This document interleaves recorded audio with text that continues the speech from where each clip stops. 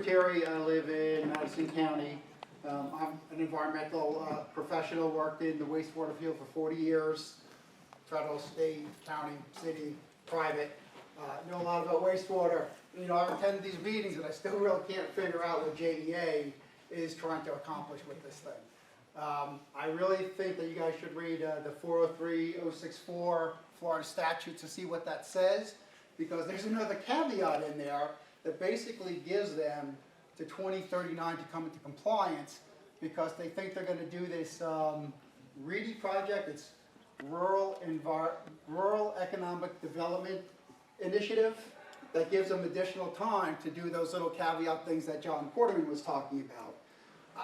I don't see that this project is any benefit for us rural folks here in this area. It all benefits JEA. One thing that I found out looking at the files is in 2021, JEA told DEP that they were going to put in 25 deep well injection wells to take all that 40 million gallons of wastewater and put it into the ground. And they were supposed to submit a report every year to DEP as to what they were going to do to accomplish that 2032 goal or the 2039 goal. I haven't been able to find any of those reports, and I know how to search the database. I'll tell you that. So it all seems to be very secretive information. The other thing I think you want to know is a lot of this water, 23 million gallons of that 40 million gallons, is coming from the Buckman Street wastewater treatment plant. Pardon my French, it's crap water. I mean, it really, really is. Even when they're in compliance, they discharge over 600,000 gallons of total nitrogen every year. Over 500,000 pounds of, did I say gallons? I said pounds. Pounds of total nitrogen every year. And that's when they're in compliance. But they're not in compliance. They have a DEP consent order. They failed for fecal coliform. They failed for not meeting they disinfect with ultraviolet disinfection. They failed those standards. They have iron violations. One of the biggest ones is they have toxicity violations. They run this test, it's supposed to run for 96 hours. They put little fish in their water, and they see how many of them live for the 96 hours. There's a couple of tests. They were all dead after 48 hours. That's the little fish. Freshwater fish. They ran that water on their saltwater test and on the mysid shrimp. So one test, they were all dead in 48 hours. It's when I say it's toxic water on their own reports, on the sampling and the testing that they do or they contract out to do.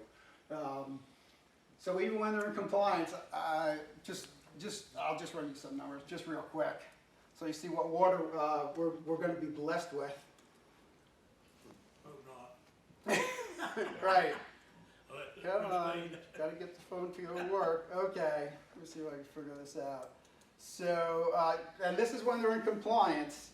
Every year, over almost 7 pounds of chloroform.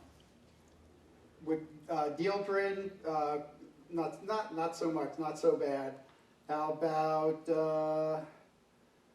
13 pounds of nickel? How's that? What else was pretty big? And this is compliance.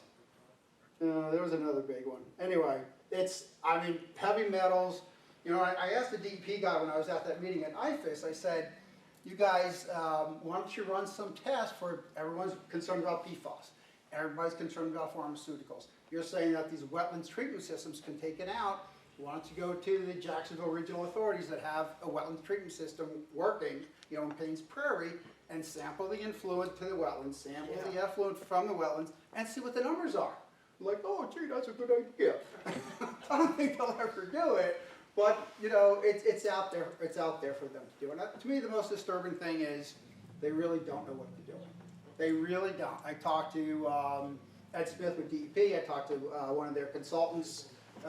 And you know what, they're like, well, we're going to do this pilot project, and if that doesn't work, we're going to do this, and if that doesn't work, they're going to do that, and then we're going to try this. They really don't know, and it's really kind of disturbing, because those deadlines are coming up, and I think it's just going to be forced upon us. without really any good hard evidence to say it's going to work. The other thing, I know you guys talked about desalinization. I'm for it. I've seen the Tampa desal plant. It works fine. The problem is they still got this wastewater, this 40 million gallons of wastewater that they need to deal with.